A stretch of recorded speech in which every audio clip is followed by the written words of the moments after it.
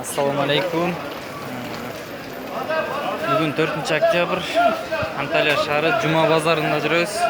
Jumаңыздар muborak болсын. Бул жактан биздин Кыргызстан болгондо да таластын фасолун таап алдым. Таластын фасолу акжарды кош кей ушул.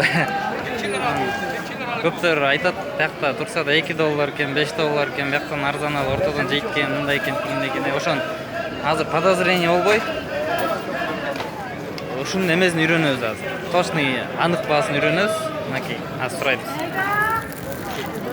Бул кадимки нокот экен. Бул китаянка экен. Бул кызыл чары. Бул бабу деп коет, мына биздин Кыргызстандын лопаткасы. Кыргызстан лопаткасы. Assalamu alaikum. Dayı bu fasulye kilo ne kadar? 6 tane 5. 20 lira. 20 lira. Var mı? 20 lira deyт. Bu ошондо 20 lira болгондо 1 lira 12 сом болсо 440 сом экен килограммы. 440 сом. Ошондо эми булар 19 liraдан бир жерден оптом алат башка базарга чыкканда ошо 1-2 lira кошот. Ошондо 440 сом болгондо бизде азыр канча 50-60 сом болуп атат башка. Көп эле разница бар экен. Teşekkür ederim. Kolay gelsin. Sağ olun. İyi pazarlar. Cuma mübarek olsun. Sağ olun.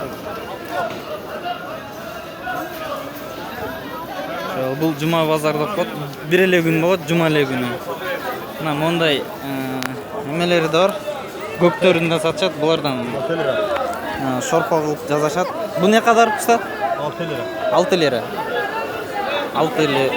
Мына мандариндер ошо өздөрүнүн өсөт мыналар. 2 lira ayaz söktü. Кызыл фасолдун баазын үйрөндүк. Ошо 440 сом экен 1 килограмм.